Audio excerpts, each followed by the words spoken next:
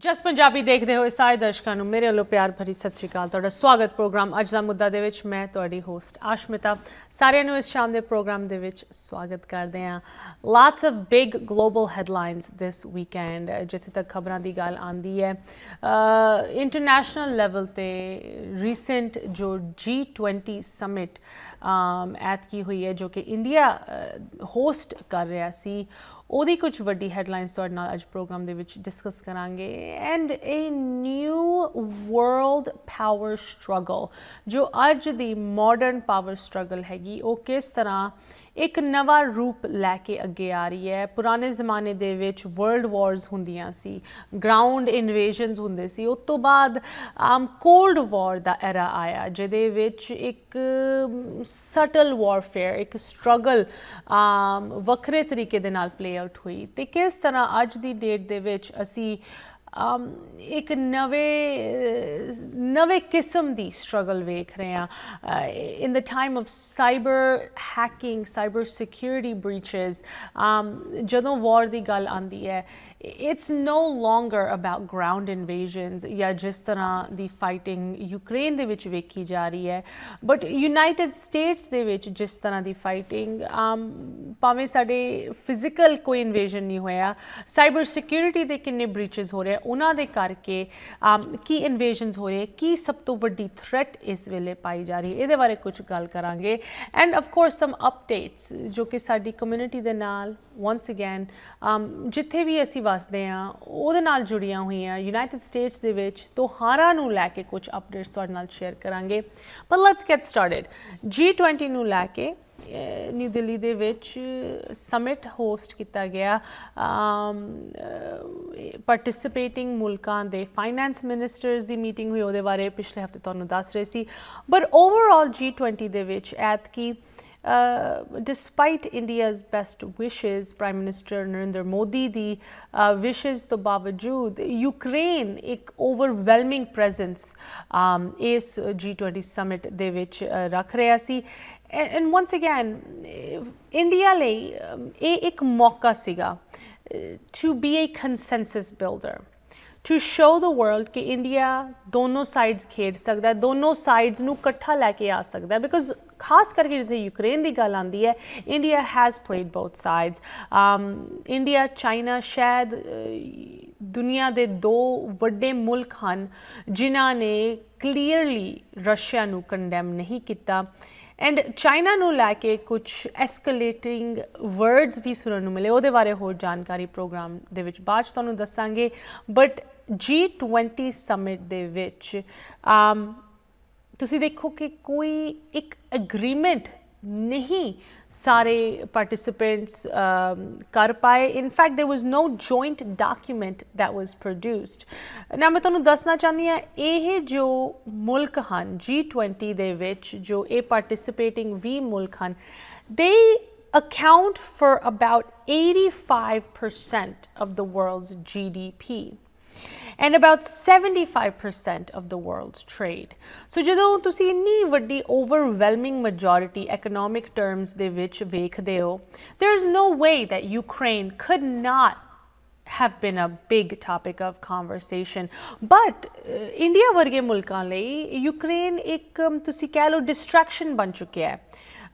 And ਇਸ ਚੀਜ਼ ਨੂੰ ਲੈ ਕੇ ਰਸ਼ੀਆ ਦੇ ਮਿਨਿਸਟਰਸ ਲੈਵਰੋਵ ਨੇ ਖੁਦ ਕਿਹਾ that we are sorry to see once again ਕਿ G20 summit ਦੇ ਵਿੱਚ ਜੋ ਗਲੋਬਲ ਸਾਊਥ ਹੈਗਾ, ਉਹਨਾਂ ਦੀ economic needs ਨੂੰ ਇੱਕ ਪਾਸੇ ਰੱਖ ਕੇ ਵੈਸਟਰਨ ਨੇਸ਼ਨਸ ਵੱਲੋਂ ਜੋ ਇਹ ਇੱਕ ਕੌਨਫਲਿਕਟ ਨੂੰ ਹੋਰ ਅੱਗ ਦਿੱਤੀ ਜਾ ਰਹੀ ਹੈ, ਉਹਦੇ ਬਾਰੇ ਅਸੀਂ obsess ਕਰ ਰਹੇ ਹਾਂ, ਉਹਦੇ ਬਾਰੇ ਕਨਵਰਸੇਸ਼ਨਸ ਕਰ ਰਹੇ ਹਾਂ, when really we should be talking about countries in Africa, countries like India, countries ਜਿਨ੍ਹਾਂ ਦੀ economies ਵੱਧ ਰਹੀਆਂ, ਉਹਨਾਂ ਨੂੰ global help ਦੀ ਲੋੜ ਹੈਗੀ to go from developing to developed countries. So ਇਹੋ ਜਿਹੇ back and forth conversations ਵੇਖਣ ਨੂੰ ਮਿਲੇ।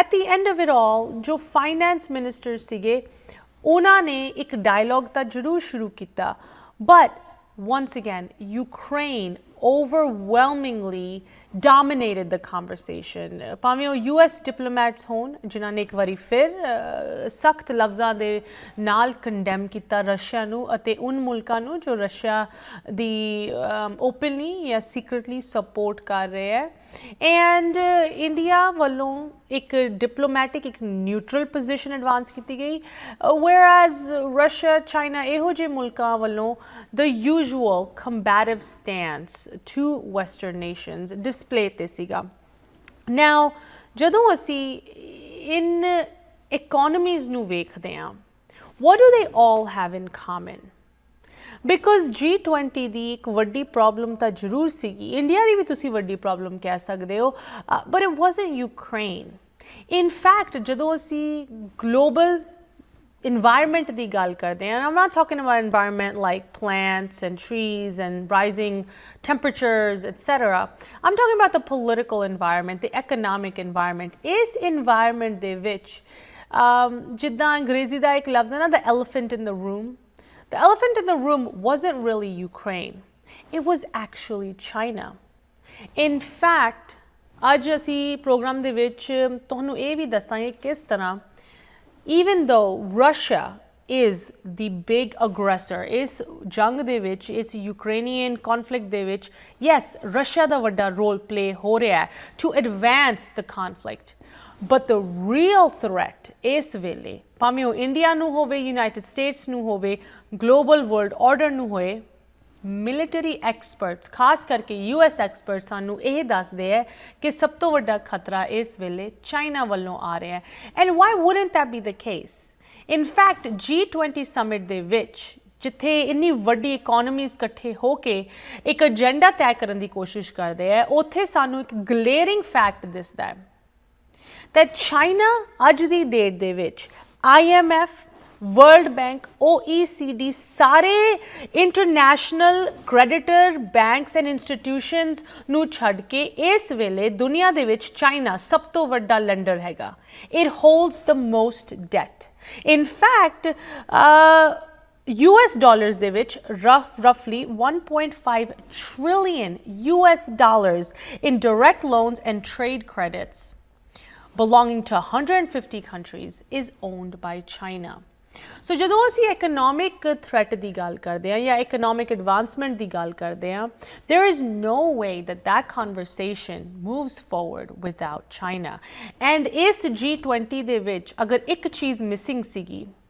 ਉਹ ਇਸੇ ਫੋਕਸ ਦੀ ਕਮੀ ਮਹਿਸੂਸ ਹੋਈ ਕਿ ਜਿੱਥੇ ਪੂਰੀ ਦੁਨੀਆ ਦੀ ਵੱਡੀ ਇਕੋਨਮੀਜ਼ ਨੂੰ ਚਾਈਨਾ ਨੂੰ ਵੇਖ ਕੇ ਇਹ ਡਿਸਕਸ਼ਨ ਕਰਨੀ ਚਾਹੀਦੀ ਸੀ ਕਿ ਕਿਸ ਤਰ੍ਹਾਂ ਅਸੀਂ ਇਸ ਇਕੋਨਮੀ ਦੇ ਨਾਲ ਕੰਪੀਟ ਕਰ ਸਕਦੇ ਹਾਂ ਚਾਈਨਾ ਦੇ ਨੰਬਰਸ ਚਾਈਨਾ ਦੀ ਡੈਟ ਹੇਠ ਨਿਕਲ ਸਕਦੇ ਹਾਂ instead the focus was Ukraine so China ਦਾ ਕੀ ਰਿਸਪੌਂਸ ਹੋਇਆ ਇਨਫੈਕਟ ਕੁਝ ਸਖਤ ਲਫ਼ਜ਼ ਚਾਈਨਾ ਵੱਲੋਂ ਵੀ ਸੁਣਨ ਨੂੰ ਮਿਲੇ something very out of character for Xi Jinping ਇਹਦੇ ਬਾਰੇ ਹੋਰ ਜਾਣਕਾਰੀ ਬ੍ਰੇਕ ਤੋਂ ਬਾਅਦ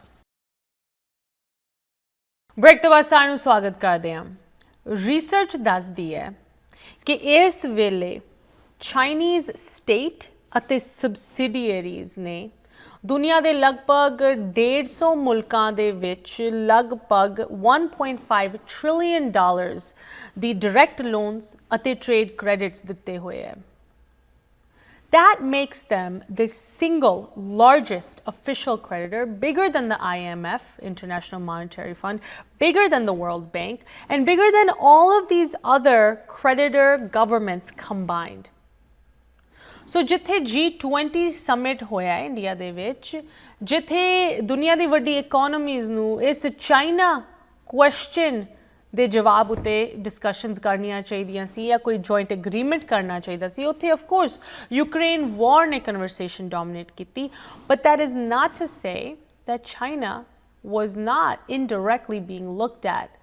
And ਇਹ ਜੋ indirect focus ਹੈ ਕੋਈ ਨਵੀਂ ਚੀਜ਼ ਨਹੀਂ ਹੈਗੀ ਚਾਈਨਾ ਐਂਡ ਵੈਸਟਰਨ ਮੁਲਕਾਂ ਦੀ ਇੱਦਾਂ ਦੀ ਟੱਕਰ ਕਿੰਨੇ ਪੁਰਾਣੇ ਸਮੇਂ ਤੋਂ ਚੱਲਦੀ ਆ ਰਹੀ ਹੈ ਬਟ ਕੁਝ ਦਿਨਾਂ ਪਹਿਲੇ ਇੱਕ uncharacteristic public statement ਦਿੱਤੀ ਗਈ Chinese leader Xi Jinping ਵੱਲੋਂ in fact this was a very critical speech rare ਇੱਕ ਡਾਇਰੈਕਟ ਕ੍ਰਿਟਿਸਿਜ਼ਮ ਦੇ ਵਿੱਚ ਜੇ ਵਾਸ਼ਿੰਗਟਨ ਡੀਸੀ ਦੇ ਖਿਲਾਫ ਚਾਈਨੀਜ਼ ਲੀਡਰ ਜੀ ਜਿਨਪਿੰਗ ਨੇ ਕੁਝ ਬਿਆਨ ਦਿੱਤੇ। ਉਹਨਾਂ ਨੇ ਇਹ ਕਿਹਾ ਕਿ ਇੱਕ US ਲੈਡ ਕੈਂਪੇਨ ਕਰਕੇ ਚਾਈਨਾ ਦੇ ਵਿੱਚ ਇਕਨੋਮਿਕ ਅਤੇ ਹੋਰ ਇਸ਼ੂਜ਼ ਆ ਰਹੇ ਹੈ ਐਂਡ US ਲੈਡ ਕੈਂਪੇਨਸ ਕਰਕੇ ਗਲੋਬਲ ਅਨਸਰਟਨਟੀਜ਼ ਵੱਧ ਰਹੀਆਂ। ਸੋ ਜਿੱਥੇ ਅਸੀਂ ਫੂਡ ਇਨਸਿਕਿਉਰਿਟੀ ਜਾਂ ਸ਼ਿਪਿੰਗ ਸਪਲਾਈ ਚੇਨ ਇਸ਼ੂਜ਼ ਦੀ ਗੱਲ ਕਰਦੇ ਹਾਂ ਜਾਂ ਗਲੋਬਲ ਇਕਨੋਮਿਕ ਮੈਲਟਡਾਊਨ ਦੀ ਗੱਲ ਕਰਦੇ ਹਾਂ, ਚਾਈਨੀਜ਼ ਲੀਡਰ ਜੀ ਜਿਨਪਿੰਗ ਵੱਲੋਂ ਇਹ ਕਿਹਾ ਗਿਆ ਕਿ ਇਹ ਸਾਰੀ ਚੀਜ਼ਾਂ ਦਾ ਕਾਰਨ ਵਾਸ਼ਿੰਗਟਨ DC ਹੈਗਾ। ਨਾਓ ਵਨਸ ਅਗੇਨ ਯੂਜੂਅਲੀ ਜੀ ਜਿਨਪਿੰਗ ਵੱਲੋਂ ਇਹੋ ਜੀ ਡਾਇਰੈਕਟ ਕ੍ਰਿਟਿਸਿਜ਼ਮ ਨਹੀਂ ਸੁਣਨ ਨੂੰ ਮਿਲਦੀ। ਉਹ ਆਪਣੇ ਸਬਸਿਡੀਅਰੀਜ਼, ਆਪਣੇ ਸਰੋਗੇਟਸ ਜੋ ਉਹਦੇ ਅੱਗੇ ਬੋਲਣ ਵਾਲੇ ਹੈਗੇ ਉਹਨਾਂ ਤੋਂ ਇਹੋ ਜੀ ਚੀਜ਼ਾਂ ਕਹਿਲਵਾਉਂਦਾ ਹੈ। ਬਟ ਇਸ G20 ਸਮਿਟ ਤੋਂ ਬਾਅਦ ਇਹ ਡਾਇਰੈਕਟ ਕ੍ਰਿਟਿਸਿਜ਼ਮ ਐਕਸਪਰਟਸ ਨੂੰ ਇਹ ਦੱਸਦੀ ਹੈ ਕਿ ਚਾਈਨਾ ਦੇ ਵਿੱਚ ਮਾਹੌਲ ਕੁਝ ਗਰਮ ਹੋ ਰਿਹਾ ਹੈ। Because this speech was made to members of China's top diplomatic ਅਤੇ ਬਿਜ਼ਨਸ ਕਲਾਸ। इन लोगों ਨੂੰ ਇਹੋ ਜਿਹੀ ਚੀਜ਼ਾਂ ਕਹਿ ਕੇ the Chinese leader is saying that ਜੋ ਚਾਈਨਾ ਦੇ ਵਿੱਚ ਭਾਵੇਂ ਉਹ ਕੋਵਿਡ ਦੀ ਸਖਤੀ ਹੋਵੇ ਭਾਵੇਂ ਉਹ ਕੁਝ ਵੀ ਹੋਏ ਉਹਨਾਂ ਸਾਰਿਆਂ ਦਾ ਬਲੇਮ USA ਤੇ ਜਾਂਦਾ ਹੈ। And of course this is no surprise because United States ਦੇ ਵਿੱਚ as of last October USA ਨੇ ਇੱਕ ਡਾਇਰੈਕਟ ਲਾਈਨ ਡਰਾ ਕੀਤੀ ਹੈ ਕਿ ਕਿਸ ਤਰ੍ਹਾਂ China is in fact the biggest, the greatest military threat to the United States. In fact, ਜਦੋਂ ਅਸੀਂ ਇਸ threat ਦੀ ਗੱਲ ਕਰਦੇ ਹਾਂ, officials realize that it's not just military, right? Because China the military is one of the largest in the world, competing with surpassing even the US military budgets. So ਜਿੱਥੇ ਤੱਕ military ਦੀ ਗੱਲ ਆਉਂਦੀ ਹੈ, ਉਹ ਤਾਂ ਇੱਕ ਏਰੀਆ ਹੈਗਾ ਹੀ, nuclear arsenal ਹੈਗਾ ਹੀ, but ਇਸ ਵੇਲੇ cyber security, technological advancements ਅਤੇ economic ਚੀਜ਼ਾਂ ਨੂੰ factor ਕਰਦੇ ਹੋਏ ਇਹ ਚੀਜ਼ ਪਤਾ ਲੱਗਦੀ ਹੈ that yes, China is in fact enemy number one of the United States, of Western allies, and ਉਹਨਾਂ ਦੀ growing focus ਉਹਨਾਂ ਦੇ ਆਪਣੇ nuclear ਅਤੇ military arsenal ਦੇ ਵਿੱਚ ਸਾਨੂੰ ਇਹ ਦੱਸਦਾ ਹੈ that they have the resources to grow in a worrying rate. In fact, ਇਸ ਲੈਵਲ ਦੀ growth ਦੱਸਦੀ ਹੈ ਕਿ ਜੋ economic situation ਹੈਗੀ, ਜੋ debt ਅਤੇ ਜੋ financial power ਦਿੱਤੀ ਗਈ ਹੈ ਚਾਈਨਾ ਨੂੰ, that is directly contributing to their growth and ਬਾਕੀ ਦੁਨੀਆ ਦੀ weakness in the face of China. In fact, Wall Street Journal ਦੇ ਵਿੱਚ ਅੱਜ ਦਾ ਇੱਕ ਆਰਟੀਕਲ ਸਾਨੂੰ ਦੱਸਦਾ ਹੈ that the United States is not ready ਕਿ US ਕਿੰਨੇ ਪਿੱਛੇ ਹੈਗਾ ਇਸ ਇੱਕ ਨਵੀਂ ਕਿਸਮ ਦੀ ਪਾਵਰ ਸਟਰਗਲ ਨੂੰ ਲੈ ਕੇ। We are far, far behind. And ਖਾਸ ਕਰਕੇ ਜਿੱਥੇ ਤੱਕ not only economic but military as well as technological advancement, ਇਹ ਏਰੀਆ ਇੱਕ ਇਹੋ ਜਿਹਾ ਹੈਗਾ that not only are the United States far, far behind, but ਜੋ ਬਾਕੀ ਵੈਸਟਰਨ ਮੁਲਕ ਹਨ ਉਹ ਵੀ ਬਹੁਤ ਪਿੱਛੇ ਹਨ। It creates a worrying scenario ਕਿ ਆਉਣ ਵਾਲੇ ਸਮੇਂ ਦੇ ਵਿੱਚ ਅਗਰ ਚੀਜ਼ਾਂ ਇਸੇ trajectory ਤੇ ਰਹੀ ਹਨ ਤੇ ਚਾਈਨਾ ਕੀ ਅਗਲੇ ਕਦਮ ਲਊਗਾ। In fact, the Russia conflict in Ukraine ਇੱਕ ਕਿਸਮ ਦਾ confidence ਦਿੰਦਾ ਹੈ ਚਾਈਨਾ ਨੂੰ that look, ਸਾਲ ਤੋਂ ਇਹ conflict ਅੱਗੇ ਵਧ ਰਿਹਾ ਹੈ and even with all of the sanctions ਜੋ ਤੁਸੀਂ ਕਹਿ ਸਕਦੇ ਹੋ ਕਿਸਮ ਦੀ ਲਾਠੀ ਦਿਖਾਈ ਗਈ ਵੈਸਟਰਨ ਮੁਲਕਾਂ ਵੱਲੋਂ, ਯੂਨਾਈਟਿਡ ਸਟੇਟਸ ਵੱਲੋਂ ਕਿ ਇੰਨੇ ਵੱਡੇ ਸੈਂਕਸ਼ਨਸ ਅਸੀਂ ਰਸ਼ੀਆ ਉੱਤੇ ਇੰਪੋਜ਼ ਕਰ ਰਹੇ ਹਾਂ, ਉਹ ਰਸ਼ੀਆ ਦੀ ਇਕੋਨਮੀ ਬਿਲਕੁਲ ਡਿੱਗ ਜਾਊਗੀ, they are not going to be able to function. Yes, the sanctions hurt Russia, but ਉਹਨਾਂ ਨੂੰ ਬਿਲਕੁਲ ਰੋਕਿਆ ਨਹੀਂ, ਕੌਨਫਲਿਕਟ ਨੂੰ ਨਹੀਂ ਰੋਕਿਆ। And here we are over a year later and ਹਲੇ ਵੀ ਰਸ਼ੀਆ ਇਸ ਜੰਗ ਨੂੰ ਅੱਗੇ ਵਧਾ ਰਿਹਾ ਹੈ despite the fact that Ukraine ਨੂੰ ਕਿੰਨੀ ਮਿਲਟਰੀ, ਫਾਈਨੈਂਸ਼ੀਅਲ ਅਤੇ ਹੋਰ ਸਪੋਰਟ ਦੁਨੀਆ ਦੇ ਕਿੰਨੇ ਮੁਲਕਾਂ ਤੋਂ ਮਿਲੀ ਹੈ, ਉਸ ਤੋਂ ਬਾਵਜੂਦ ਰਸ਼ੀਆ US ਅਤੇ ਵੈਸਟਰਨ ਸੈਂਕਸ਼ਨਸ ਤੋਂ ਨਹੀਂ ਡਰਿਆ, ਫਿਰ ਵੀ ਇਹ ਜੰਗ ਨੂੰ ਅੱਗੇ ਲੈ ਕੇ ਜਾ ਰਿਹਾ ਹੈ। That gives countries like China a very good signal ਕਿ ਅਗਰ ਅਸੀਂ ਵੀ ਕੱਲ ਕਿਸੇ ਮੁਲਕ ਨੂੰ ਇਨਵੇਡ ਕਰਨਾ ਹੋਏ, ਭਾਵੇਂ ਤਾਈਵਾਨ ਹੋਏ, ਭਾਵੇਂ ਸਾਊਥ ਚਾਈਨਾ ਸੀ ਹੋਏ, ਕਿ ਵੈਸਟਰਨ ਪਾਵਰ ਸਾਨੂੰ ਵੀ ਨਹੀਂ ਰੋਕ ਸਕਦੀਆਂ। ਇਨ ਫੈਕਟ ਜਦੋਂ ਰਸ਼ੀਆ ਦੀ ਗੱਲ ਆਉਂਦੀ ਹੈ, China is seeing A very nice case study ਕਿ ਅਗਰ ਅੱਜ ਦੀ ਡੇਟ ਦੇ ਵਿੱਚ ਵੈਸਟਰਨ ਮੁਲਕਾਂ ਦੇ ਨਾਲ ਟੱਕਰ ਲੈਣੀ ਹੋਏ, where are the areas you can push and where are the areas ਜਿੱਥੇ ਤੁਹਾਨੂੰ ਕੋਈ ਕੁਛ ਨਹੀਂ ਕਹੂਗਾ, ਤੁਹਾਨੂੰ ਕੋਈ ਕੁਛ ਰੋਕ ਨਹੀਂ ਸਕਦਾ। and it's turning out that the economic sector is one of those, because once again ਅਗਰ ਦੁਨੀਆ ਦੇ ਵੱਡੇ ਮੁਲਕ ਜਾਂ majority countries ਚਾਈਨਾ ਦੇ ਨਾਲ indebted ਹੈਗੇ ਜਾਂ ਚਾਈਨਾ ਉੱਤੇ rely ਕਰਦੇ ਹੈ, ਭਾਵੇਂ ਉਹ day-to-day ਚੀਜ਼ਾਂ ਹੋਣ, like the things you get from Amazon, right, made in China products, or things that we cannot live without, like semiconductor chips, like healthcare equipment, like crucial food supplies। ਭਾਵੇਂ ਇਹ ਇੱਕ economic relationship ਹੋਵੇ, ਭਾਵੇਂ ਇਹ ਇੱਕ ਤੁਸੀਂ ਕਹਿ ਲਓ transactional relationship ਹੋਏ, ਇਸ ਵੇਲੇ ਚਾਈਨਾ ਦਾ ਬਹੁਤ ਇੱਕ ਡੋਮੀਨੈਂਟ ਹੈਂਡ ਹੈਗਾ। ਐਂਡ ਇਹ ਫਿਕਰ ਨਾ ਕਿ ਸਿਰਫ USA ਨੂੰ ਮਹਿਸੂਸ ਹੋ ਰਹੀ ਹੈ, ਬਟ G20 ਸਮਿਟ ਤੋਂ ਬਾਅਦ ਉਨ ਸਾਰੇ ਮੁਲਕਾਂ ਨੂੰ ਸ਼ਾਇਦ ਕਿਸੇ ਨਾ ਕਿਸੇ ਲੈਵਲ 'ਤੇ ਮਹਿਸੂਸ ਹੋ ਰਹੀ ਹੈ, ਜੋ ਕਿ ਚਾਈਨਾ ਦੇ ਥੰਮ ਅੰਡਰ ਬੈਠੇ ਹੋਏ ਹੈ ਇਸ ਵੇਲੇ। ਬਟ ਇਨ ਐਨੀ ਕੇਸ ਜਦੋਂ ਅਸੀਂ ਆਪਣੀ ਕਮਿਊਨਿਟੀ ਦੀ ਸਟਰੈਂਥ ਦੀ ਗੱਲ ਕਰਦੇ ਹਾਂ, part of that includes our strength in numbers। ਅਸੀਂ ਚਾਈਨੀਜ਼ ਜਾਂ ਚਾਈਨਾ ਦੀ ਮਿਲਟਰੀ ਅਤੇ economic strength ਦੀ ਗੱਲ ਕਰ ਰਹੇ ਹਾਂ। one thing that China can teach us ਕਿ ਕਿਸ ਤਰ੍ਹਾਂ ਅਗਰ ਤੁਸੀਂ ਇਕਜੁੱਟ ਹੋ ਕੇ ਇੱਕ homogeneous ਬਲੌਕ ਹੋ ਕੇ ਆਪ ਦੀ ਐਡਵੋਕੇਸੀ ਕਰਦੇ ਹੋ ਜਾਂ ਆਪ ਦੀ ਲੜਾਈ ਲੜਦੇ ਹੋ, ਕਿੰਨੇ ਤੁਸੀਂ ਅੱਗੇ ਪਹੁੰਚ ਸਕਦੇ ਹੋ। ਸੋ ਅੱਜ ਮੈਂ ਥੋੜ੍ਹੀ ਜਿਹੀ ਇਸ ਪ੍ਰੋਗਰਾਮ ਨੂੰ ਇੱਕ ਹੋਰ ਡਾਇਰੈਕਸ਼ਨ ਵਿੱਚ ਲੈ ਕੇ ਜਾਣਾ ਚਾਹੁੰਦੀ ਹਾਂ ਸਾਡੇ ਅਗਲੇ ਟੌਪਿਕ ਦੇ ਨਾਲ, ਕਿ ਯੂਨਾਈਟਿਡ ਸਟੇਟਸ ਦੇ ਵਿੱਚ ਕਿਸ ਤਰ੍ਹਾਂ ਜਦੋਂ ਅਸੀਂ ਆਪਣੀ ਇੱਕ ਕਮਿਊਨਿਟੀ ਦੀ ਲੜਾਈ ਅੱਗੇ ਲੜਦੇ ਹਾਂ, ਕਿ ਕਿਸ ਤਰ੍ਹਾਂ ਕਮਿਊਨਿਟੀ ਨੂੰ ਅੱਗੇ ਵਧਾਉਣਾ ਹੈ, ਸਾਡੀ ਪਹਿਚਾਣ ਅੱਗੇ ਵਧਾਉਣੀ ਚਾਹੀਦੀ, ਉਹਦੇ ਵਿੱਚ ਸਾਡੇ ਤਿਉਹਾਰ ਵੀ ਫੈਕਟਰ ਇਨ ਹੁੰਦੇ ਹੈ।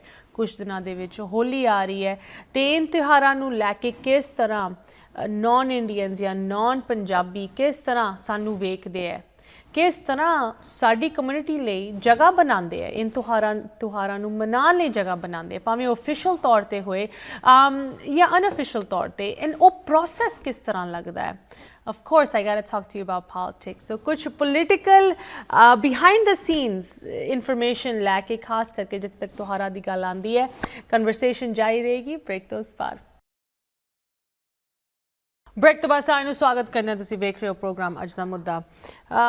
ਜਿਸ ਤਰ੍ਹਾਂ ਤੁਹਾਨੂੰ ਬ੍ਰੇਕ ਤੋਂ ਪਹਿਲੇ ਦੱਸ ਰਹੇ ਸੀ, ਯੂਨਾਈਟਿਡ ਸਟੇਟਸ ਦੇ ਵਿੱਚ ਕਾਫੀ ਐਕਟਿਵ ਹੈਗੀ ਸਾਡੀ ਕਮਿਊਨਿਟੀ, ਜਦੋਂ ਅਸੀਂ ਪੰਜਾਬੀਆਂ ਦੀ ਗੱਲ ਕਰਦੇ ਹਾਂ, ਸਿੱਖਾਂ ਦੀ ਗੱਲ ਕਰਦੇ ਹਾਂ, ਪਰ at a larger level South Asians ਨੂੰ, ਜੋ ਲੋਕੀ ਸਾਡੇ ਵਰਗੇ ਲੱਗਦੇ ਹੈ, ਦੁਨੀਆ ਦੇ ਉਸ ਕੋਨੇ ਤੋਂ ਆਉਂਦੇ ਹੈ, ਵੱਡੇ ਲੈਵਲ 'ਤੇ ਸਾਊਥ ਏਸ਼ੀਅਨਸ ਦੀ ਕਾਫੀ ਤਰੱਕੀ ਹੋ ਰਹੀ ਹੈ ਪੋਲੀਟੀਕਲ ਸਿਸਟਮ ਦੇ ਵਿੱਚ, ਐਂਡ ਇਹਦਾ ਇੱਕ ਬੈਨੀਫਿਟ ਸਾਨੂੰ ਮਿਲ ਰਿਹਾ ਹੈ ਜਿੱਥੇ ਸਾਡੇ ਤਿਉਹਾਰ ਆਉਂਦੇ ਹੈ। ਹੁਣ 2 ਦਿਨਾਂ ਦੇ ਵਿੱਚ ਹੋਲੀ ਆਉਣ ਜਾ ਰਹੀ ਹੈ, ਐਂਡ ਭਾਵੇਂ ਹੋਲੀ ਨੂੰ ਇੱਕ ਮੇਨ ਸਟ੍ਰੀਮ ਰੈਕਗਨੀਸ਼ਨ ਮਿਲ ਰਹੀ ਹੈ, ਉਹਦੇ ਇੱਕ ਅਫੀਸ਼ੀਅਲ ਅਸੀਂ ਕਹਿ ਸਕਦੇ ਹਾਂ ਇਸ ਮੁਲਕ ਦੇ ਅਫੀਸ਼ੀਅਲ ਰੈਕਡ ਦੇ ਵਿੱਚ ਜਿੱਥੇ ਤੱਕ ਨੈਸ਼ਨਲ ਹੌਲੀਡੇਜ਼ ਦੀ ਗੱਲ ਆਉਂਦੀ ਹੈ, ਉੱਥੇ ਕੋਈ ਜਗ੍ਹਾ ਨਹੀਂ ਹੈਗੀ, but there is one holiday ਜੋ ਇੱਥੇ ਤੱਕ ਆਪਣੀ ਜਗ੍ਹਾ ਬਣਾ ਚੁੱਕੀ ਹੈ, ਐਂਡ ਇਹਦਾ ਕਾਰਨ ਨਿਊਯਾਰਕ ਸਿਟੀ ਦੇ ਵਿੱਚ ਪੋਲੀਟੀਕਲ ਐਕਟਿਵਿਜ਼ਮ ਤੁਸੀਂ ਕਹਿ ਸਕਦੇ ਹੋ। ਐਂਡ ਇਸ ਐਕਟਿਵਿਜ਼ਮ ਦੇ ਬਾਰੇ ਬਿਹਾਈਂਡ ਦ ਸੀਨਸ ਕੀ ਕੁਝ ਹੋ ਰਿਹਾ, ਇਹਦੇ ਬਾਰੇ ਗੱਲ ਕਰਨ ਲਈ ਸਾਡੇ ਅੱਜ ਸ਼ਾਮ ਦੇ ਗੈਸਟ ਸਾਡੇ ਨਾਲ ਜੁੜੇ ਹਨ। Please join me in welcoming our guest for this evening, joining us from New York city, Japneet Singh. ਇੱਕ ਵਾਰੀ ਫਿਰ Japneet, welcome to the program, so good to have you again. ਸਤਿ ਸ਼੍ਰੀ ਅਕਾਲ। ਵਾਹਿਗੁਰੂ ਜੀ ਕਾ ਖਾਲਸਾ, ਵਾਹਿਗੁਰੂ ਜੀ ਕੀ ਫਤਿਹ। Japneet, so good to have you back on the program again. New York city ਦੇ ਵਿੱਚ ਤੁਸੀਂ ਪੋਲੀਟੀਕਲ ਲੈਵਲ ਦੇ ਪੋਲੀਟੀਕਲ ਅਰੀਨਾ ਦੇ ਵਿੱਚ ਵੱਖ-ਵੱਖ ਲੈਵਲਸ 'ਤੇ ਇਨਵੋਲਵਡ ਹੋ, you know, as a community organizer, community activist, but also you've run for various positions in the elected space, and you have all this experience कि behind the scenes ਕਿਸ ਤਰ੍ਹਾਂ ਆਪਣੀ community ਜਦੋਂ grass roots level ਦੀ ਗੱਲ ਆਉਂਦੀ, ਕਿਸ ਤਰ੍ਹਾਂ ਦੀ efforts ਜਾਰੀ ਹਨ ਕਮਿਊਨਿਟੀ ਨੂੰ ਅੱਗੇ ਵਧਾਉਣ ਲਈ, ਐਡਵਾਂਸ ਕਰਨ ਲਈ। And you know, I thought you would be a good speaker for this topic because ਤੁਸੀਂ ना कि सिर्फ अपनी सिख या पंजाबी कम्यूनिटीज़ नाल रल के काम करते हो. Where you are in New York City is a very diverse neighborhood. ਉੱਥੇ Indians, Hindus ਵੀ ਹੈਗੇ, ਮੁਸਲਮਾਨ ਵੀ ਹੈਗੇ, Sikh ਵੀ ਹੈਗੇ, Guyanese, African Americans, and you work with all of these minority communities. Japneet, 2 ਦਿਨਾਂ ਦੇ ਵਿੱਚ ਹੋਲੀ ਹੈਗੀ, and you know, as a young person, you've seen ਕਿ ਗੋਰੇ ਕਿਸ ਤਰ੍ਹਾਂ ਹੋਲੀ ਨੂੰ ਮਨਾਉਂਦੇ ਆ, right? It's become like a party in the United States or in Western cultures, but that's not to take away from the fact that ਇਹਦੀ ਇੱਕ significance, cultural significance ਹੈਗੀ. ਹੋਲੀ ਉਸ level ਤੱਕ ਨਹੀਂ ਪਹੁੰਚੀ, but Diwali has, and a lot of that started right here in New York. Japneet, ਸਾਨੂੰ ਥੋੜੀ ਜੀ background ਤੁਸੀਂ ਦੇ ਸਕਦੇ ਹੋ from what you've seen. How did Diwali get to the point where New York City this year will make it a federal holiday, a nationally recognized holiday in New York City? Absolutely, absolutely. First and foremost, thank you so much for having me. And I think just having this conversation, AJD conversation, it's so important to have in our community, right? Because ਕਈ ਵਾਰੀ ਆਪਾਂ, you know, ਸਾਨੂੰ ਬਾਅਦ ਚ news ਪਤਾ ਲੱਗਦੀ ਜਦੋਂ broadcast ਹੋ ਜਾਂਦੀ ਜਾਂ ਜਦੋਂ ਪਬਲਿਸ਼ ਹੋ ਜਾਂਦੀ ਹੈ. ਇਹੀ ਖਬਰ ਇੱਦਾਂ ਕੁਝ ਹੋਇਆ ਸਾਨੂੰ ਪਿਛਲੇ ਨਵੰਬਰ ਦਸੰਬਰ ਦੇ ਟਾਈਮ ਫਰੇਮ ਸਾਨੂੰ ਪਤਾ ਲੱਗਿਆ ਕਿ Diwali is going to be recognized as a New York City holiday.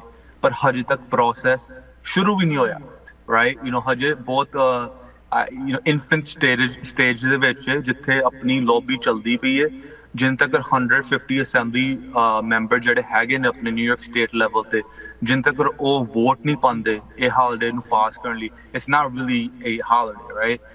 And that's where, you know, the amazing experience we were able to gather, and now looking at the politics of it behind the scenes, it's been a tremendous you know, honor to see that, because when we work with the Muslim community, how they did that for Eid, right? When you look at the Chinese community, how they did that with Lunar New Year, right? Juneteenth, which is very recent, right? That's a federally recognized holiday now, but jin tak apni lobby strong nahi hundi, we can't get many things passed in the New York State legislature or federally. So the thing with Diwali right now is that it's been a long battle. Back, I would say early, even mid 2000s, right? I would say probably like 2010-ish is when it probably started, 2010, 2012. And David Webrin, who's been a long-standing assembly person for Richmond Hill, he put an initial bill in back in the day. It didn't get approved. It didn't even leave committee. So before it gets to a general body, before it gets to the general body, it needs to go through the committee. The education committee hundi hai, te inna nu ਇਹ ਦਿੱਕਤ ਆਂਦੀ ਕਿਉਂਕਿ ਜਿੰਨ ਤੱਕ ਆਪਣੇ 180 days ਦੇ school ਦੇ ਦਿਨ ਨਹੀਂ ਹੁੰਦੇ, they can't really keep adding on holidays. So ਇਸ ਸਾਲ ਜੋ ਉਹਨਾਂ ਨੇ ਪ੍ਰਪੋਜ਼ ਕੀਤਾ ਹੈ, ਇੱਕ ਆਪਣਾ holiday ਇੱਥੇ ਆਉਂਦਾ ਹੈ, Brooklyn Queens Day, right? It's really not you know, it's not really any kind of context behind it. So what they said is that they're gonna replace that for Diwali to meet the quota of 180 days, but also get that day off. So right now it's in committee. ਹਜੇ ਤੱਕ ਪਾਸ ਨਹੀਂ ਹੋਇਆ, ਪਰ ਉਮੀਦ ਪੂਰੀ ਹੈ ਕਿ ਇਸ ਵਾਰੀ ਆਪਣੀ ਲੌਬੀ ਵੀ ਸਟਰੋਂਗ ਹੈ, ਪੋਲੀਟੀਸ਼ੀਅਨ ਵੀ ਨਾਲ ਨੇ, ਮੇਅਰ ਵੀ ਨਾਲ ਹੈ. ਸੋ ਇਸ ਸਾਲ ਉਮੀਦ ਪੂਰੀ ਕਿ ਹੋ ਜਾਊਗਾ for sure. Japneet, ਇਹ ਤਾਂ ਹੋ ਗਈ ਚਲੋ ਬੈਕਗਰਾਉਂਡ, ਰਾਈਟ? ਨਾਓ ਮੂਵਿੰਗ ਫੋਰਵਰਡ, ਦੀਵਾਲੀ ਨੂੰ ਲੈ ਕੇ ਖਾਸ ਕਰਕੇ ਜਦੋਂ ਅਸੀਂ ਆਪਣੀ ਸਿੱਖ ਪੰਜਾਬੀਆਂ ਦੇ ਵਿੱਚ ਗੱਲ ਕਰਦੇ ਹਾਂ, ਰਾਈਟ, ਜਦੋਂ ਆਪਸੀ ਗੱਲ ਹੁੰਦੀ ਹੈ ਕਦੀ ਕਵਾਰ ਯੂ ਨੋ ਇਹੋ ਜਿਹੀ ਇੱਕ ਫੀਲਿੰਗ ਆਉਂਦੀ ਕਿ ਦੀਵਾਲੀ ਤਾਂ ਸਾਡੀ ਨਹੀਂ ਹੈਗੀ, ਸਾਡੇ ਵਿੱਚ ਬੰਦੀ ਛੋੜ ਦਿਵਸ ਮਨਾਇਆ ਜਾਂਦਾ ਹੈ, ਦੀਵਾਲੀ ਤਾਂ ਕਿਸੇ ਹੋਰ ਦੀ ਹੈਗੀ, ਇੱਕ ਕਿਸਮ ਦਾ ਤੁਸੀਂ ਕਹਿ ਲਓ, you know, we keep our distance from it sometimes, right? But when it comes to political action such as this, ਕਿ ਅਸੀਂ ਇੱਕ ਦੂਜੇ ਫੋਰਨ ਮੁਲਕ ਦੇ ਵਿੱਚ ਜਿਨ੍ਹਾਂ ਨੂੰ ਸ਼ਾਇਦ ਇੰਨੀ ਅਵੇਅਰਨੈਸ ਨਾ ਹੋਵੇ ਕਿ ਸਭ ਕਲਚਰਸ ਕਿੱਦਾਂ ਵੰਡੇ ਹੋਏ ਆ, ਉਹਨਾਂ ਦੀ ਕੀ ਸੈਪਰੇਟ ਤਿਉਹਾਰ ਹਨ, ਉਹਨਾਂ ਲਈ ਕੀ ਬਿਹਾਈਂਡ ਦ ਸੀਨਸ ਚੀਜ਼ਾਂ ਜਾਰੀ ਹੈਗੀ ਤਾਂ ਕਿ ਦੀਵਾਲੀ ਵਰਸਸ ਬੰਦੀ ਛੋੜ ਦਿਵਸ ਤਾਂ ਕਿ ਸਾਡੀ ਜਾਂ ਸਿੱਖਾਂ ਦੀ ਵੀ ਰੈਪਰੈਜ਼ੈਂਟੇਸ਼ਨ ਹੋਏ? And what lessons have you seen emerge that maybe ਜੋ ਸਾਡੀ ਕਮਿਊਨਿਟੀ ਨੂੰ ਨੇਸ਼ਨ ਵਾਈਡ ਲਾਗੂ ਹੋ ਸਕਦੇ ਹੈ when they themselves try to advocate locally for these kind of things? ਨਹੀਂ I'm actually one of those people ਮੈਂ ਹੀ ਪੂਰਾ ਇਹ ਗੱਲ ਨੂੰ ਮੰਨਦਾ ਕਿ ਆਪਣੀ ਬੰਦੀ ਚੋਰ ਦਿਵਸ ਸਾਨੂੰ ਕਹਿਣਾ ਵੀ ਚਾਹੀਦਾ ਤੇ ਸੈਲੀਬ੍ਰੇਟ ਵੀ ਉਹੀ ਕਰਨਾ ਚਾਹੀਦਾ ਕਿਉਂਕਿ ਜਿਹੜੀ ਆਪਣੇ ਗੁਰੂਆਂ ਦੀ ਕੁਰਬਾਨੀ ਹੈ and you know what they had to do not just to fight for six but other people that were oppressed against injustice so we have a very deep sense of responsibility to showcase what our gurus did and why we celebrate it. That's one thing, right? But one thing that we did, ਜਦੋਂ ਸਾਨੂੰ language ਪਤਾ ਲੱਗੀ ਕਿ ਇਹ ਬਸ ਦੀਵਾਲੀ ਦਾ ਜ਼ਿਕਰ ਕਰਦੇ, yeah, they say Sikhs celebrate it. However, they didn't list the name or why we celebrate, right? So ਆਪਣੀ ਅਸੀਂ ਥੋੜੀ ਜਿਹੀ research ਕੀਤੀ ਤੇ ਆਪਾਂ ਦੇਖਿਆ ਕਿ ਇਹ ਬਿੱਲ ਤੋਂ ਪੇਸ਼ ਹੋਣ ਤੋਂ ਪਹਿਲਾਂ 2019 ਚ ਇੱਕ ਬਿੱਲ ਆਇਆ ਸੀ ਜਿਨੇ ਅਸੈਂਬਲੀ ਵੂਮਨ ਸਲਾਜਿਸ ਜਿਹੜੀ ਵੈਲੀ ਸਟ੍ਰੀਮ ਐਲਮਾਰਟ ਦੀ ਇਲਾਕੇ ਦੀ ਹੈ ਉਹਨੇ ਪ੍ਰਪੋਜ਼ ਕੀਤਾ ਸੀ ਤੇ ਉਹਦੇ ਤੇ ਆਪਣਾ ਡੇਵਿਡ ਵੈਪਰਨ 3-4 ਹੋਰ ਅਸੈਂਬਲੀ ਮੈਂਬਰ ਸੀ ਜਿਹੜੇ ਜਿਨ੍ਹਾਂ ਨੇ ਕੋ-ਸਪਾਂਸਰ ਵੀ ਕੀਤਾ ਸੀ so we reached out to her we had a meeting with her and we pleaded ਆਪਾਂ ਬਸ plead ਹੀ ਕਰ ਸਕਦੇ ਹਾਂ ਕਿ ਆਪਾਂ ਸਿੱਖ ਹਾਂ ਤੇ ਆਪਣੇ ਨੇਪਾਲੀ ਭਾਈਚਾਰਾ ਵੀ ਹੈਗਾ ਉਹ ਓਨਮ ਸੈਲੀਬ੍ਰੇਟ ਕਰਦੇ ਨੇ ਕਿ ਸਾਨੂੰ ਮੋਰ ਇਨਕਲੂਸਿਵ ਹਾਲੀਡੇ ਹੋਣਾ ਲਾਈਕ ਕਹਿਣਾ ਚਾਹੀਦਾ ਹੈ ਜਿੱਥੇ ਹਰ ਕਮਿਊਨਿਟੀ ਨੂੰ ਆਪਣੀ ਪਛਾਣ ਵੀ ਬੇਕਰਾਰ ਰੱਖਣ ਤੇ ਆਪਣੇ ਤਰ੍ਹਾਂ ਸੈਲੀਬ੍ਰੇਟ ਵੀ ਕਰ ਸਕਣ ਕਿਉਂਕਿ one thing that I was fearful is that if this gets passed when we celebrate Diwali in the school system which we do because Irish Heritage Month you name it, Jewish Heritage Month, any holiday that we celebrate, we have a image to it. So imagine having 4 different names for the same day that you have off. It gives you a better discourse in the classroom. You can talk about the diversity of these holidays and what they mean. And imagine you have a classroom filled with Nepalis, Sikhs, Hindus, and they all showcase why they celebrate this holiday. That would be beautiful in my mind, right? Yeah. So we talked to this assembly person, Salajas, who I want to give her a big shout out because she's been very, very kind to our community. She was very close to the mayor, and she had a meeting and asked him for more inclusive language. He agreed, and literally a few days later, एक नवा bill आया जिथे पहली वारी ਆਪਾਂ ਦੀਵਾਲੀ ਵੀ ਉਹਨਾਂ ਜ਼ਿਕਰ ਕੀਤਾ ਬੰਦੀ ਚੋਰ ਦਿਵਸ ਵੀ ਜ਼ਿਕਰ ਕੀਤਾ ਓਨਮ ਵੀ ਜ਼ਿਕਰ ਕੀਤਾ ਤੇ ਇੱਕ ਹੋਰ ਹਾਲੀਡੇ ਸੀ ਜੋ ਆਪਣੇ ਜੈਨ ਕਮਿਊਨਿਟੀ ਭਾਈਚਾਰਾ ਸੈਲੀਬ੍ਰੇਟ ਕਰਦੇ ਨੇ so but it's like you get four for one's price right like you know that's a win-win for politically and for the community so we advocated hard for that and now there's 2 bills in committee one with just Diwali and one with the 4 different distinct holidays, but the same day off. Japneet, now this was a very interesting kind of experience, right? Jo tusi first hand vekhya ਕਿ ਸਾਡੇ ਲਈ ਦੀਵਾਲੀ ਅਤੇ ਬੰਦੀ ਚੋਰ ਦਿਵਸ ਦੇ ਵਿੱਚ ਕੀ ਵੱਡਾ ਫਰਕ ਹੈਗਾ it's obvious right we don't have to think twice about it but ਜਿਨ੍ਹਾਂ ਨੂੰ ਨਹੀਂ ਪਤਾ ਉਹਨਾਂ ਨੂੰ ਦੱਸਣਾ ਜ਼ਰੂਰੀ ਹੈ but it can't necessarily be in this antagonistic way, right? Yep. You know, I want you to reiterate ਕਿ ਜਦੋਂ ਅਸੀਂ ਇਨ ਚੀਜ਼ਾਂ ਨੂੰ ਦੱਸਦੇ ਵੀ ਹੈਗੇ ਕਿ ਇਹ ਫਰਕ ਕੀ ਹੈਗਾ ਸਾਡੇ ਵਿੱਚ ਤੇ ਉਹਨਾਂ ਦੇ ਵਿੱਚ ਜਾਂ ਸਾਡੇ ਤਿਉਹਾਰਾਂ ਦੇ ਵਿੱਚ ਉਹਦੇ ਵਿੱਚ ਵੀ ਇੱਕ ਇਨਕਲੂਸਿਵਨੈਸ ਹੈਗੀ that we can all coexist together, right? When we talk about these holidays ਕਿ ਅਸੀਂ ਇੱਕ ਨੂੰ ਥੱਲੇ ਕਰਕੇ ਆਪਣੇ ਆਪ ਨੂੰ ਉੱਚਾ ਨਹੀਂ ਕਰਨਾ, right? Once again, ਜੋ ਸਾਡੇ ਦਰਸ਼ਕ USA ਦੇ ਵੱਖ-ਵੱਖ areas ਦੇ ਵਿੱਚ ਵੇਖ ਰਹੇ they're thinking about doing these kind of efforts and maybe they do have a large South Asian community in their local cities and towns ਉੱਥੇ ਉਹ ਰਲ ਕੇ ਕਿਸ ਤਰ੍ਹਾਂ ਤਿਉਹਾਰਾਂ ਨੂੰ ਅੱਗੇ ਇਕੱਠੇ ਵਧਾਉਣ ਇਹਦੇ ਬਾਰੇ any words about inclusiveness you work with a lot of different communities ਇਹਦੇ ਬਾਰੇ ਤੁਸੀਂ ਕੀ ਕਹਿ ਸਕਦੇ ਹੋ No, you're absolutely right because you know we cannot run away from the diversity and the beauty, right? And the beauty of the community we live in. And the first thing I did, because the Guyanese community was a big lobby for getting Diwali to the point that it is. Like, wow. So kudos to them, because it wasn't, I'll be honest, it wasn't our people coming out and organizing and protesting. You know, I was there, it was not our people, wow. To be totally frank. But it was the Guyanese community, it was the West Indian community. They've been mobilized for the last 20 years, right? So they, ਉਹਨਾਂ ਨੇ ਬਹੁਤ बहुत कुछ देखा ते सया, so we can go through this process.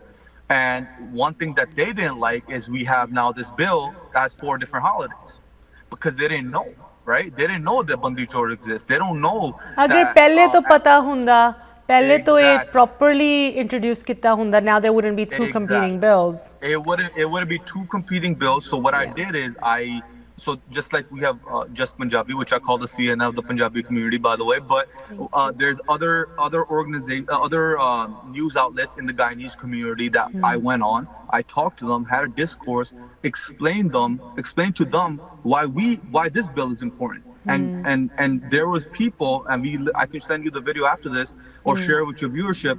They actually agreed. They're like, wow, this actually makes sense. Like, we're asking for 1 day off, but everybody has their own holiday. What else can you ask for? Yeah. So until we don't have these conversations and we don't explain to the other side that, look, we want the same thing. We may call it something else, but you guys call it this, but we celebrate the essence of good over evil, right? Yep. Light over darkness. That's what the message is. But obviously for us, we want to make sure that students and young people and people of our community have a chance to educate their peers. I mean, that's what it comes down to. It's as simple as that, but रल के इकट्ठे हो के ਜਦੋਂ इन चीज़ां ਦੀ advocacy की जाती है, look how far we can go. जपनीत इस इशू उत्ते किस तरह ये बिल्स एडवांस होंदे है, which of the bills advances and किस तरह holidays ਨੂੰ ਇਹ affect ਕਰਦੇ official तौर ਤੇ कि you know ਸਾਡੇ ਤਿਉਹਾਰਾਂ ਦੀ ਜਗ੍ਹਾ ਬਣਦੀ ਹੈ. ਇਹਦੇ ਬਾਰੇ I'd love to have you come back and join us in Assemblywoman Solange as well. Thank you so much for your time today and best of luck with all of your efforts जो ਤੁਸੀਂ community ਲਈ ਕਰ ਰਹੇ ਹੋ. ਸਤਿ ਸ਼੍ਰੀ ਅਕਾਲ. ਇੱਥੇ ਇੱਕ ਛੋਟੀ ਜਿਹੀ ਬ੍ਰੇਕ ਲਈ ਰੁਕ ਰਹੇ ਹਾਂ. ਬ੍ਰੇਕ ਤੋਂ ਬਾਅਦ ਕੁਝ ਹੋਰ ਮੈਸੇजेस ਅੱਜ ਦੇ ਪ੍ਰੋਗਰਾਮ ਨੂੰ ਲੈ ਕੇ ਮਿਲਦੇ ਹਾਂ. ਬ੍ਰੇਕ ਤੋਂ ਉਸ ਪਾਰ ਬ੍ਰੇਕ ਤੋਂ ਬਾਅਦ ਇੱਕ ਵਾਰੀ ਫਿਰ ਸਾਰਿਆਂ ਨੂੰ ਸਵਾਗਤ ਕਰਦੇ ਹਾਂ. ਭਾਵੇਂ ਚਾਈਨਾ ਹੋਵੇ, ਇੰਡੀਆ ਹੋਵੇ ਜਾਂ ਯੂਨਾਈਟਿਡ ਸਟੇਟਸ ਹੋਵੇ, ਗਲੋਬਲ ਹੈਡਲਾਈਨਸ ਜਾਂ ਲੋਕਲ ਪੋਲੀਟਿਕਸ ਦੀ ਗੱਲ ਹੋਵੇ, ਅਸੀਂ ਸਾਰੀ ਚੀਜ਼ਾਂ ਨੂੰ ਇਸ ਪ੍ਰੋਗਰਾਮ ਦੇ ਵਿੱਚ ਤੁਹਾਡੇ ਲਈ ਕਵਰ ਕਰਦੇ ਹਾਂ. ਅਤੇ ਅੱਜ ਦੇ ਪ੍ਰੋਗਰਾਮ ਦੇ ਵਿੱਚ ਅਸੀਂ ਕਾਫੀ ਵੱਖ ਵੱਖ ਚੀਜ਼ਾਂ ਨੂੰ ਡਿਸਕਸ ਕੀਤਾ. ਸੋ ਮੈਂ ਜਾਂਦਿਆਂ ਦੇ ਸਿਰਫ ਇਹੀ ਕਹਿਣਾ ਚਾਹੁੰਦੀ ਹਾਂ ਕਿ ਕੋਈ ਵੀ ਤੁਹਾਡਾ ਇੰਟਰਨੈਸ਼ਨਲ ਸਟੈਂਡ ਹੋਵੇ, ਭਾਵੇਂ ਉਹ ਰਸ਼ੀਆ ਯੂਕਰੇਨ ਵਾਰ ਨੂੰ ਲੈ ਕੇ ਜਾਂ ਨੈਸ਼ਨਲਿਸਟਿਕ ਸਟੈਂਡ ਹੋਵੇ, ਰਾਈਟ, ਕਿ ਇੰਡੀਆ ਦੀ ਜਗ੍ਹਾ ਦੁਨੀਆ ਦੇ ਵਿੱਚ ਕਿੱਥੇ ਹੋਣੀ ਚਾਹੀਦੀ ਹੈ, ਸਾਡੀ ਕਮਿਊਨਿਟੀ ਦੀ ਜਗ੍ਹਾ ਕਿੱਥੇ ਉਸ ਇਕੁਏਸ਼ਨ ਦੇ ਵਿੱਚ ਫਿੱਟ ਆਉਂਦੀ ਹੈ. ਨੋ ਡਾਊਟ ਕਿ ਇਨ ਸਾਰੀ ਚੀਜ਼ਾਂ ਦੀ ਜਾਣਕਾਰੀ ਆਫ ਕੋਰਸ ਇੰਪੋਰਟੈਂਟ ਹੁੰਦੀ ਹੈ, but at the end of the day ਉਹ ਜਾਣਕਾਰੀ ਸਿਰਫ ਉਨੀ ਕੀ ਇੰਪੋਰਟੈਂਟ ਹੈ ਜਿੱਥੇ ਤੱਕ ਅਸੀਂ ਉਹਦੇ ਨਾਲ ਕੁਛ ਉਸ ਜਾਣਕਾਰੀ ਨਾਲ ਕੁਛ ਕਰ ਸਕਦੇ ਹਾਂ, ਰਾਈਟ. ਸੋ ਹਮੇਸ਼ਾ ਇਸ ਪ੍ਰੋਗਰਾਮ ਦੇ ਵਿੱਚ ਮੇਰੀ ਕੋਸ਼ਿਸ਼ ਹੁੰਦੀ ਕਿ ਤੁਹਾਨੂੰ ਕੁਛ ਇਹੋ ਜਿਹੀ ਜਾਣਕਾਰੀ ਦਿੱਤੀ ਜਾਏ ਜਿਹਦੇ ਨਾਲ ਤੁਸੀਂ ਵੀ ਕੁਛ ਐਕਸ਼ਨ ਲੈ ਸਕੋ. ਸੋ ਜਿਸ ਤਰ੍ਹਾਂ ਸਾਡੇ ਗੈਸਟ ਜਪਨੀਤ ਸਾਨੂੰ ਦੱਸ ਰਹੇ ਸੀ ਕਿ ਜਿੱਥੇ ਤੱਕ ਸਾਡੀ ਲੋਕਲ ਲੜਾਈ ਦੀ ਗੱਲ ਆਉਂਦੀ ਹੈ, sometimes we move farther when we bring people with us. ਅਸੀਂ ਇਕੱਠੇ ਹੋ ਕੇ ਜ਼ਿਆਦਾ ਦੂਰ ਜਾ ਸਕਦੇ ਹਾਂ, ਜ਼ਿਆਦਾ ਵੱਡੀ ਲੈਵਲ 'ਤੇ ਅਪਲਿਫਟ ਕਰ ਸਕਦੇ ਹਾਂ ਆਪਣੇ ਆਪ ਨੂੰ ਅਤੇ ਕਮਿਊਨਿਟੀ ਨੂੰ. ਸੋ ਵਨਸ ਅਗੇਨ ਤਿਉਹਾਰਾਂ ਦੇ ਨਾਲ ਅਸੀਂ ਤੁਹਾਡੇ ਨਾਲ ਹੁਣੇ ਗੱਲ ਕਰ ਰਹੇ ਸੀ, ਯੂ ਨੋ ਇਹੋ ਜਿਹੀ ਜੋ ਸੈਲੀਬ੍ਰੇਸ਼ਨਸ ਹੁੰਦੀਆਂ, ਭਾਵੇਂ ਉਹ ਸਾਡੀ ਕਮਿਊਨਿਟੀ ਨਾਲ ਡਾਇਰੈਕਟਲੀ ਜੁੜੀਆਂ ਹੋਣ ਨਾ ਜੁੜੀਆਂ ਹੋਣ, ਇੱਕ ਮੌਕਾ ਹੁੰਦਾ ਹੈ ਸਾਨੂੰ ਆਪਣੇ ਬਾਰੇ ਲੋਕਾਂ ਨੂੰ ਦੱਸਣ ਦਾ. ਇਸ ਮੌਕੇ ਨੂੰ ਜ਼ਰੂਰ ਇਹਦੀ ਐਡਵਾਂਟੇਜ ਲੈਣੀ ਚਾਹੀਦੀ ਹੈ. ਭਾਵੇਂ ਤੁਸੀਂ ਆਪ ਨਹੀਂ ਮਨਾਉਂਦੇ, ਹੁਣ ਜਿੱਦਾਂ ਯੂ ਨੋ ਹੋਲੀ ਆ ਰਹੀ ਹੈ, ਹੋਲੀ ਸ਼ਾਇਦ ਸਾਡੇ ਦਰਸ਼ਕ ਸਾਰੇ ਨਾ ਮਨਾਉਂਦੇ ਹੋਣ, ਕੁਛ ਮਨਾਉਂਦੇ ਹੋਣ, ਬਟ ਤੁਸੀਂ ਨੋਟਿਸ ਕਰੋਗੇ USA ਦੇ ਵਿੱਚ ਐਟਲੀਸਟ ਇਹ ਇੱਕ ਪੋਪੂਲਰ ਸੈਲੀਬ੍ਰੇਸ਼ਨ, ਯੂ ਨੋ ਇੱਕ ਤਿਉਹਾਰ ਆਪਣੇ ਆਪ 'ਚ ਬਣ ਚੁੱਕਿਆ, ਖਾਸ ਕਰਕੇ ਯੰਗ ਜਨਰੇਸ਼ਨ ਦੇ ਵਿੱਚ, ਜੋ ਕਿ ਹੋਲੀ ਨੂੰ ਇੱਕ ਫਨ ਯੂ ਨੋ ਇਵੈਂਟ ਮੰਨਦੇ ਹੈ, ਰਾਈਟ. ਸੋ ਇਸ ਚੀਜ਼ ਨੂੰ, ਇਹ ਸਾਡੇ ਲਈ ਇੱਕ ਪੋਜ਼ੀਟਿਵ ਚੀਜ਼ ਹੈਗੀ. ਇਸ ਚੀਜ਼ ਨੂੰ ਸੈਲੀਬ੍ਰੇਟ ਕਰਨਾ ਚਾਹੀਦਾ ਹੈ ਕਿ ਬਾਹਰਲੇ ਕਮਿਊਨਿਟੀ ਦੇ ਮੈਂਬਰਸ ਸਾਡੇ ਕਿਸੇ ਵੀ ਤਿਉਹਾਰ ਨੂੰ ਇਸ ਤਰ੍ਹਾਂ ਮਨਾਉਂਦੇ ਹੈ, ਭਾਵੇਂ ਉਹ ਚੀਜ਼ ਸਹੀ ਹੋਏ, ਥੋੜ੍ਹੀ ਜਿਹੀ ਆਫ ਬੇਸ ਹੋਏ, that's okay. It's a step in the right direction. ਕਿਸ ਤਰ੍ਹਾਂ ਇਹੋ ਜਿਹੀ ਹੋਰ ਐਫਰਟਸ ਅੱਗੇ ਵੱਧਦੀਆਂ, ਭਾਵੇਂ ਉਹ ਪੰਜਾਬੀ ਜਾਂ ਸਿੱਖ ਤਿਉਹਾਰ ਹੋਣ ਜਾਂ ਦੇਸੀ ਇੰਡੀਅਨ ਸਾਊਥ ਏਸ਼ੀਅਨ ਤਿਉਹਾਰ ਹੋਣ, ਇਹਨਾਂ ਦੀ ਅਫੀਸ਼ੀਅਲ ਜਗ੍ਹਾ ਕਿਸ ਤਰ੍ਹਾਂ ਬਣਾਈ ਜਾਂਦੀ ਹੈ, ਇਹਦੇ ਬਾਰੇ ਹੋਰ ਜਾਣਕਾਰੀ ਅਸੀਂ ਤੁਹਾਡੇ ਨਾਲ ਪੇਸ਼ ਕਰਦੇ ਰਵਾਂਗੇ। ਅੱਜ ਦੇ ਪ੍ਰੋਗਰਾਮ ਨੂੰ ਲੈ ਕੇ ਸਾਡੇ ਲਈ ਜਾਂ ਸਾਡੇ ਗੈਸਟ ਲਈ ਕੋਈ ਵੀ ਕੁਐਸਚਨਸ, ਕਮੈਂਟਸ, ਕੰਸਰਨਸ ਤੁਸੀਂ ਜ਼ਰੂਰ ਸਾਨੂੰ ਲਿਖ ਸਕਦੇ ਹੋ info@justbroadcasting.com, aashmeeta@justbroadcasting.com। ਅਤੇ ਕੱਲ੍ਹ ਤੁਹਾਡੇ ਲਈ ਇੱਕ ਸਪੈਸ਼ਲ ਪ੍ਰੋਗਰਾਮ ਪੇਸ਼ ਕਰਾਂਗੇ ਕਿ ਕਿਸ ਤਰ੍ਹਾਂ ਯੂਨਾਈਟਿਡ ਸਟੇਟਸ ਦੇ ਵਿੱਚ ਰਹਿਣ ਵਾਲੇ ਸਾਊਥ ਏਸ਼ੀਅਨਸ ਪਿਛਲੇ ਕਿੰਨੇ ਸਾਲਾਂ ਤੋਂ ਪ੍ਰੋਗਰੈਸਿਵਲੀ ਲਿਬਰਲ ਸਾਈਡ ਤੋਂ ਜਾਂ ਡੈਮੋਕ੍ਰੈਟਿਕ ਸਾਈਡ ਤੋਂ ਰਾਈਟ ਸ਼ਿਫਟ ਹੋ ਰਿਹਾ ਹੈ, moving to the conservative, moving to the extreme right. So ਇਨ ਚੀਜ਼ਾਂ ਦੇ ਬਾਰੇ ਡੀਪ ਡਾਈਵ ਡਿਸਕਸ਼ਨ ਤੁਹਾਡੇ ਨਾਲ ਕੱਲ੍ਹ ਦੇ ਪ੍ਰੋਗਰਾਮ ਦੇ ਵਿੱਚ ਕਰਾਂਗੇ। ਅੱਜ ਦੇ ਪ੍ਰੋਗਰਾਮ ਦੇ ਵਿੱਚ ਸਾਨੂੰ, ਸਾਡੀ ਟੀਮ ਨੂੰ ਦਿਓ ਇਜਾਜ਼ਤ। ਸਤਿ ਸ਼੍ਰੀ ਅਕਾਲ।